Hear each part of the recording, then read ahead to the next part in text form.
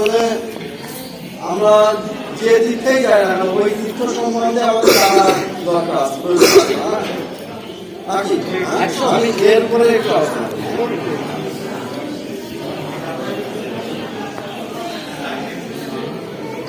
তো এই যে মেয়েটা আছে আমার একটা মাত্র মেয়ে, ও ইউটিউবার। হ্যাঁ, ইউটিউবের একটা চ্যানেল আছে, চ্যানেলটার নাম হচ্ছে শ্রী চৈতন্যের অবদান। হ্যাঁ, তো আমি ওই টুকিটাকি মাঝে মধ্যে একটু তথ্যমূলক অর্থাৎ মহাপ্রভুকে কেন আসছেন, আমাদেরকে কি দিতে এলেন, এর উপরেই আমি আলোচনা রাখছি। তো রাধে এটা জানার একান্ত দরকার আছে, কেন আগেকার দিনে শ্রীমৎ মহাপ্রভু আসার আগের দিনের হিসাব আর মহাপ্রভু আসার হিসাব কিন্তু এক নয়, পার্থক্য। তো ভজনের দুইটা দিক আছে,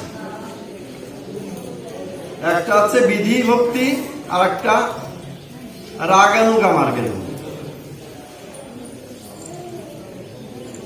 তো একটা সময় আপনারা যে আলোচনা আদি শুনলেন সেটা হচ্ছে কি বিধি ভক্তির উপর।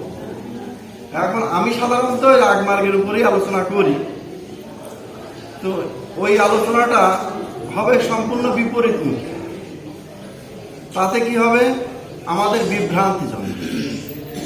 মহাপ্রভু প্রকৃতপক্ষে যে লাগি অবতার কহিসে মূল কারণ, আমার চৈতন্য দেবের অবতারের মূল কারণটা হচ্ছে কি রাগ মার্গের ভক্তি করিতে বলছেন। এবার মহাপ্রভু আসছেন কি রাগ মার্গের ভক্তি পরিচালনা। তো বলছে রাগ মার্গের ভক্ত ভক্তি করে যে প্রকারে তাহা শিখাইল প্রভু লীলা আচরণ। তো চৈতন্য চরিত্রের অনেক শ্লোক এখানে লেখা আছে, আপনারা দেখবেন। আপনারা ধন্য, ধন্য হইতে মহাধন্য যে আপনারা আজ এখানে আসছেন। সবার ভাগ্যে সবকিছু হয় না, এটা অল্প ভাগ্যে এই রূপ সনাতন ধামে সবার ভাগ্যে কি হয়, হয় না।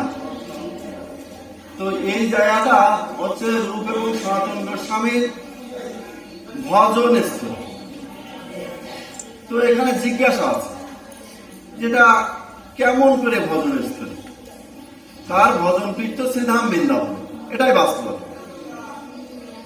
তাই না? আপনারা এই যে যশোরের অভয়নগরের এই প্রেম বাক্যে, হ্যাঁ, এটা মেনে নেওয়া সহজ কাজ না। এটা ভজন স্থলে কি করে হয়? আমি বৃন্দাবন গেছিলাম, সেখানে দেখলাম রূপ সনাতন ধাম, রূপ সনাতনের ভজন পীঠ। 1947 সালের তো পুরো প্ল্যাটফর্মে ভারত। হ্যাঁ, আমি সেটা বলছি না। এখানে এখানে মূল এই যে প্রচার গাছটা কি করে তাদের সাধন পীঠ। তো এখন শ্রীমৎ মহাপ্রভু গৌর সুন্দরের সান্নিধ্য লাভের পর প্রথমে রূপ গোস্বামী বৃন্দাবনে যান, 10 মাস মহাপ্রভুর কাছে ছিলেন। তারপরে সনাতনের কৃপা হয়। কিন্তু তার পূর্বে, হ্যাঁ, যখন ব্রাহ্মণদের যখন উপনয়ন হয়, তখন উপনয়ন মানে এক ধরনের দীক্ষা। আমাদের দশবিধ সংস্কারের একটা সংস্কার হচ্ছে দীক্ষা। তো সেই রূপ এবং সনাতনের দীক্ষার পরে তাদের আত্মিক জপ, প্রাণায়াম, ধ্যান আদি ঠিক এই জায়গাটা, এই যে কথা গাছকে ভিত্তি করে তারা এখানে করতেন। এই যে সিদ্ধান্ত যে তাদের ভজন পীঠ বৃন্দাবন, এটা কি? তাহলে এটাকে তো ক্রস করা যাবে না, যাবে কি? চৈতন্য দেবের সান্নিধ্য লাভের পূর্বে সাধন পীঠ আছে এটা। এবং আমরা বৃন্দাবন যাচ্ছি, এখানে অনেকেই আমরা গিয়েছি, কিন্তু এই বৃন্দাবন কোত্থেকে এলো, কিভাবে পেলাম, এটাই আমরা অনেকেই জানি। এটাই বাস্তব। তো এখন মহাপ্রভু এবং সরল গোস্বামী আজ থেকে 550 বছর আগে শ্রীধাম বৃন্দাবন বিলুপ্ত হয়েছে। মহাপ্রভু এবং এই সরল গোস্বামী দ্বারা বৃন্দাবনকে আবার পুনরুদ্ধার করল। শ্যামকুণ্ড, রাধাকুণ্ড স্বয়ং মহাপ্রভু নিজেই উদ্ধার করেছেন। হ্যাঁ, তো এটা আমরা জানি। এই জায়গাটা হচ্ছে এই যে সরল গোস্বামীর অন্যতম 3 গোস্বামী, রূপ, সনাতন এবং জীব গোস্বামী, তাদের দীর্ঘদিনের আবাস স্থল এটা যথেষ্ট থেকে যথেষ্ট একটা গুরুত্বপূর্ণ জায়গা। এবং রূপ সনাতনরা অনেক ভাই ছিল, তারা অনেক, হ্যাঁ, যে কতটা আমি সঠিকভাবে বলতে পারবো না, তবে তার মধ্যে মহাপ্রভুর গণের মধ্যে ছিল 3 ভাই, রূপ, সনাতন এবং অনুপম বল্লভ। এই অনুপম বল্লভের ছেলেই হচ্ছে জীব গোস্বামী। রূপ সনাতন তাদের জ্যাঠামশাই, মানে জীব গোস্বামীর জ্যাঠামশাই, আপন জ্যাঠামশাই। এবং এত পার্থিব একটা সম্বন্ধ। আর অপার্থিব সনাতন গোস্বামী তার দীক্ষাগুরু এবং রূপ গোস্বামী তার শিক্ষাগুরু। অনেক কিছু বোঝার আছে, জানার আছে। তো কবিরাজ গোস্বামী বললেন কি, যে আকাশ অনন্ত, জয়সে পক্ষীগণ, যার যত শক্তি তাতে করে আলো। আকাশ অনন্ত, কোনো পাখির কিন্তু নিষেধ নাই যে তুমি টুনটুনি পাখি, তুমি 30 ফুটের উপরে তুমি উঠতে পারবে না, এমন কোন বিধি নাই, নিয়ম নাই। কিন্তু যে পাখির ডানায় যত শক্তি তত উড়বে। অনুরূপ ভাবে চৈতন্য লীলা কোটি সমুদ্র গম্ভীর। এই কবিরাজ গোস্বামী বলছে, আমি রাঙা টুনি পাখি এই কোটি সমুদ্র থেকে কতটুখানি জল গ্রহণ করতে পারি। যার যত দৈন্য, আরতি, উৎকণ্ঠা, চিত্রজল্প, উদ্ঘরণা আছে, সে তত জানবে, বুঝবে এবং চৈতন্য লীলাকে আস্বাদন করবে। এটাই সহজাত একটা বিষয়।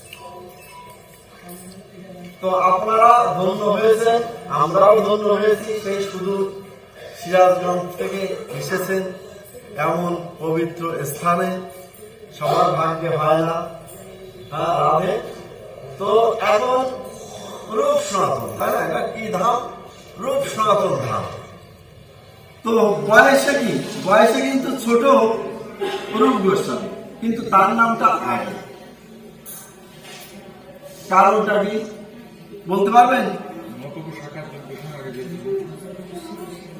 হ্যাঁ, রাধে।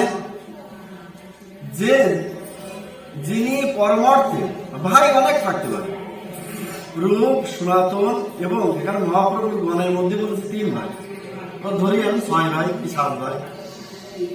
তো মহাপ্রভুর কৃপা লাভ করেছে আগে রূপ গোস্বামী এবং পরমার্থে আগে এগিয়ে রূপ, তাই রূপ বড় বা রূপ শ্রেষ্ঠ, কিন্তু বয়সে বড় আছে সনাতন গোস্বামী। আমি কি বুঝাতে পারলাম? যে রূপ সনাতন, তাই না? জয় রূপ ও সনাতন ভট্ট রঘুনাথ স্মৃতি গোপাল ভট্ট দাস। তাহলে আগে কিন্তু, হ্যাঁ। তো এখন এই জন্মের একমাত্র আমাদের প্রত্যেকের লক্ষ্য উদ্দেশ্য হচ্ছে পরমার্থে এগিয়ে যাওয়া। এই পরমার্থে এগোতে এগোতে একসময় আমরা শেষ সময়, মানে শেষ পর্যায়ে, অর্থাৎ সেই নিত্য সিদ্ধ ভগবান শ্রীকৃষ্ণের পারিষদ রূপে গণ্য হব। আর যারা মুক্তিকামী তাদের হিসাবটা হচ্ছে একটা প্রেমী আর একটা কামী, দুটো দিক। যারা কামী ভক্ত তারা মুক্তি চায়। আর প্রকৃত প্রেমী ভক্ত যারা পঞ্চবিধ মুক্তি ত্যাগ করে ভক্তগণ ভঙ্গু করি মানে তুচ্ছ করি ওই মুক্তি দেখে নরকের সময়। অনেক উদ্ধস্তরের কথা। যাই হোক, এখন সময় নাকি শেষ, হ্যাঁ ছেড়ে দিব। যদি তথ্যমূলক কিছু জানার ইচ্ছা হয়, যেমন এখানে আমি দুটো তথ্য দান করি, পাণ্ডিত্যের দ্বারা গৌরহরির কিছুই জানা যাবে না। পণ্ডিতকে যার সর্বস্ব পণ্ড হয়েছে, আমার মহাপ্রভুর পারিষদেরাই ছিল প্রকৃত পণ্ডিত। হ্যাঁ, মহাপ্রভু বলেন সনাতনকে যে দিনের অধিক দয়া করে ভগবান, ধনী কুলীন পণ্ডিতের বড় অভিমান। এই সিদ্ধান্ত কি পাওয়া যাবে কি? হ্যাঁ, রাধে রাধে। আরেকটা সিদ্ধান্ত আমি দিয়েছি যে রূপ কেন বড়, মানে রূপ আগে কেন, তাই না? রূপ সনাতন, রূপকে কেন আগে বলা হয়? এটা পরমার্থে সে এগিয়ে এরকম। হ্যাঁ, আপনারা বিভিন্ন জায়গায় যান, তো পারলে যাবেন, ভালো লাগবে। আমি গিয়েছি। হ্যাঁ, সেটা হচ্ছে মহাপ্রভুর একান্ত পারিষদ বাসুদেব এবং মুকুন্দের জন্মস্থান সনরাগিরাম, পুটিয়া থানা, কক্সবাজার রোডে, চট্টগ্রাম থেকে হ্যাঁ একটু এগিয়ে আপনি 25 কিলো সামনে যে হ্যাঁ মহাপ্রভুর কি একান্ত পারিষদ মুকুন্দ এবং বাসুদেব। এখানেও ঠিক একই একটা ফ্যাক্টর। মুকুন্দকে কিন্তু মহাপ্রভু বড় করে দিয়েছে, বাসুদেব কিন্তু বয়সে বড়। হ্যাঁ, মুকুন্দ বয়সে ছোট, ছোট হয়েও পরবর্তী এগিয়ে বলে। হ্যাঁ, এটাই প্রকৃত সিদ্ধান্ত। জয় জয় রাধেশ্যাম। যদি কোনো আমার